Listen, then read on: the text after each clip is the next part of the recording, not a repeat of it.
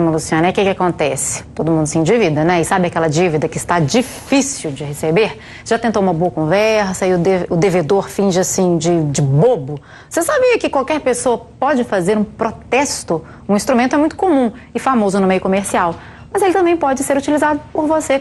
Quem explica isso com detalhes é o tabelião de protestos, Elton de Abreu, que é membro do Instituto de Estudos de Protestos de Minas Gerais. Elton, bem-vindo ao Jornal Minas. Vamos tirar essas dúvidas. Tem muita gente aí curiosa para saber o que é um protesto. Vamos começar de uma forma didática. O protesto pode ser feito por qualquer pessoa? Pode. O protesto é muito utilizado pelas empresas, mas qualquer pessoa física pode protestar um documento de dívida que ela possui. Não é um recurso que está disponível apenas para empresas. Documento de dívida, quando a gente fala, é um cheque ou um documento assinado mesmo? O documento de dívida é qualquer documento que comprove a existência de uma dívida. Pode ser um contrato, um cheque, uma nota promissória. O meio comercial se utiliza muito da duplicata. É um documento muito conhecido no meio comercial. Mas a pessoa em casa pode ter um cheque que ela recebeu, depositou o cheque voltou sem fundo. Esse cheque é um documento de dívida. Oi, Elton, boa noite. De uma forma assim, a gente gosta de explicar e usar esse espaço do Jornal Minas. O protesto é tornar público uma coisa que, vamos dizer, seria até então privada. A pessoa está me devendo. A gente tentou, conversou, negociou, a pessoa não pagou. O protesto é agora eu vou explicar e vou mostrar para todo mundo que você me deve e que você está devendo no mercado. É mais ou menos isso? É mais ou menos isso. Inclusive, uma das características mais importantes do protesto é a publicidade. Pela lei, a lei diz que o protesto é um meio pelo qual se documenta a inadimplência de um pagamento. A pessoa não pagou e você quer documentar esse não pagamento formalmente. Então, você pode protestar. Mas pela característica que você apontou muito bem, que o protesto dá essa publicidade, a inadimplência, o não pagamento, aquele devedor que não pagou vai ficar conhecido no mercado financeiro, vai ficar conhecido na praça como um mau pagador, em decorrência da existência de um protesto em seu nome. E como é que é feita essa publicidade? Porque muita gente sabe assim, eu estou devendo, então meu nome vai parar no SPC. Aí naquele cadastro a gente verifica que uma pessoa está devendo. E aí quem está devendo normalmente fica até constrangido, né? Pode ser ter uma forma também de pressionar essa pessoa a quitar essa dívida, podendo, não podendo, enfim. Mas como é que é feita essa publicidade, Elton? Como é que a gente descobre que a pessoa é devedora? Hoje existe uma consulta que pode ser feita gratuitamente, online, pela internet. A pessoa pode digitar no Google pesquisa protesto e ele vai chegar nesse endereço. Mas existe então uma pesquisa que pode ser feita online, que você digitando o número de um CPF ou um CNPJ, essa pesquisa vai retornar se existe protesto dessa pessoa em qualquer cartório de protesto no Brasil. Nós em Minas Gerais nós temos um instituto, que é o Instituto de Protestos.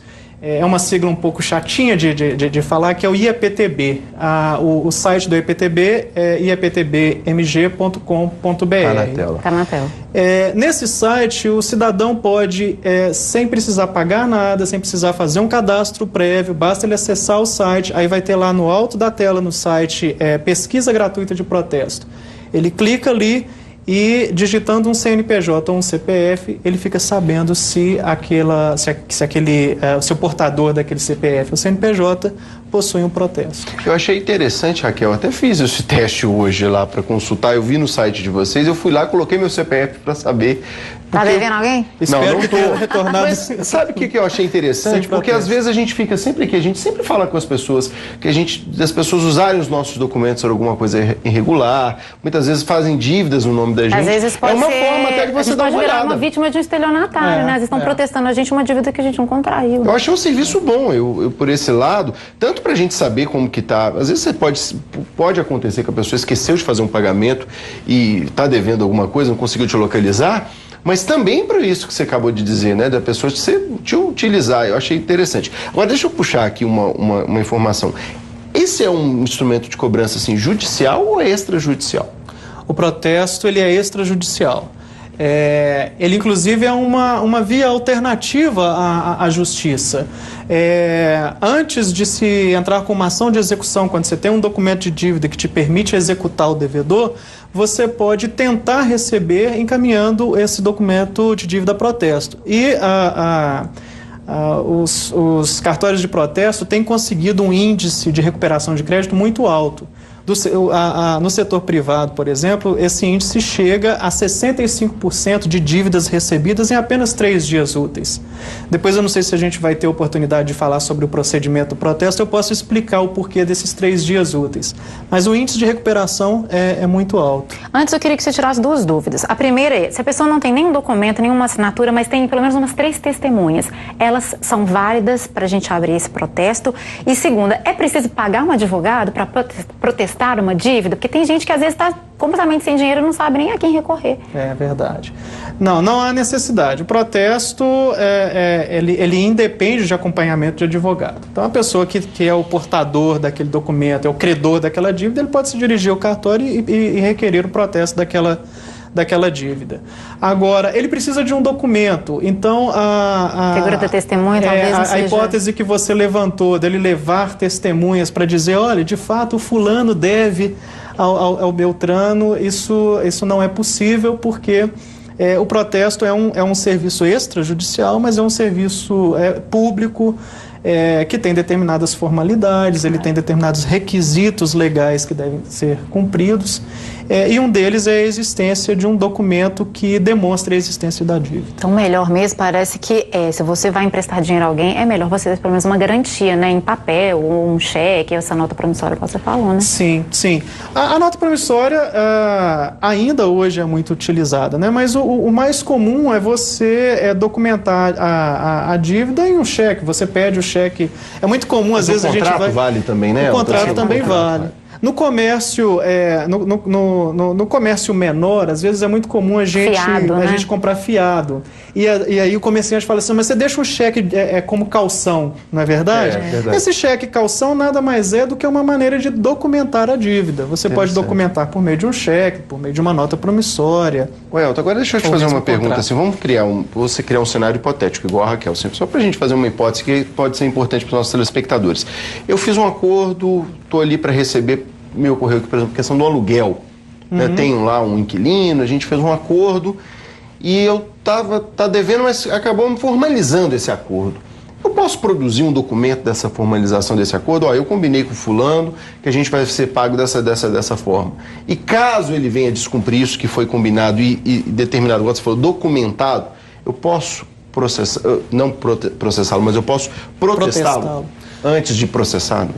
Pode sim. Até você mencionou um exemplo excelente. Isso em direito a gente chama esse documento de confissão de dívida.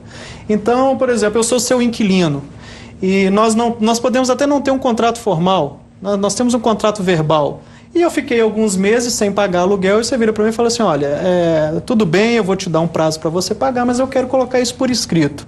E você documenta que o Elton lhe deve tantos meses de aluguel, que perfaz a quantia de tanto e que reconhece essa dívida e pagará na data, uma data futura que você vai me estabelecer, porque você vai me dar um prazo. Claro. Isso é uma confissão de dívida. A partir do momento em que eu assinei, eu estou confessando que eu devo aquele valor e naquela data aprazada, naquele prazo que foi concedido, se eu não pagar, você pode levar esse documento a protesto.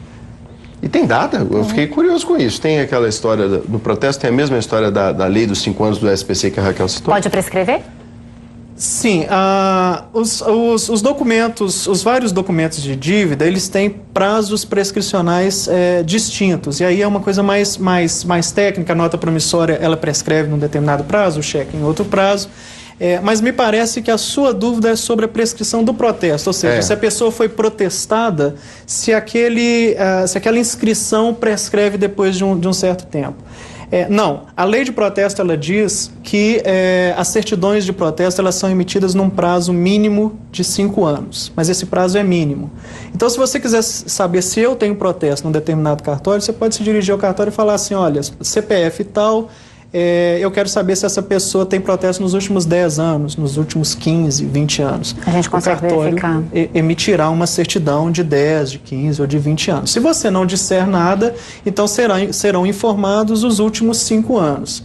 Então é um registro diferente daquele registro, por exemplo, do Serasa, que de acordo com o Código de Defesa do Consumidor, esses órgãos de proteção ao crédito só podem informar os 5 anos registros que tenham até 5 anos de existência. Legal, né? O protesto é no mínimo 5 anos. Pessoas físicas, porque as pessoas que têm também, né, pessoas jurídicas que têm estabelecimentos que prestam serviços, empresas, então todo mundo pode protestar se tiver uma dívida e se sentir, né, nessa necessidade de reaver o seu dinheiro, né?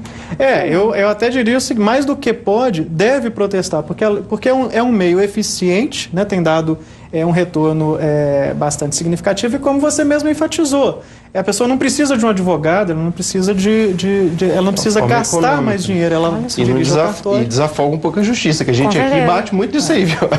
É verdade.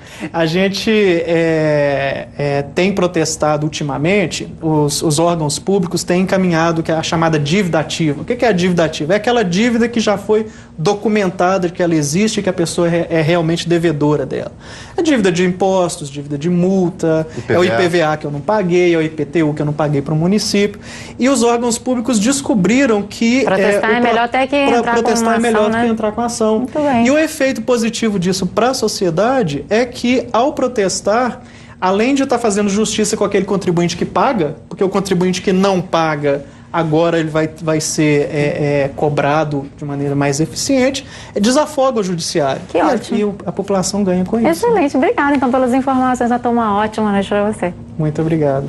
Boa noite. E a seguir, quaresma inflacionada. Comprar pescados exige pesquisa de preços.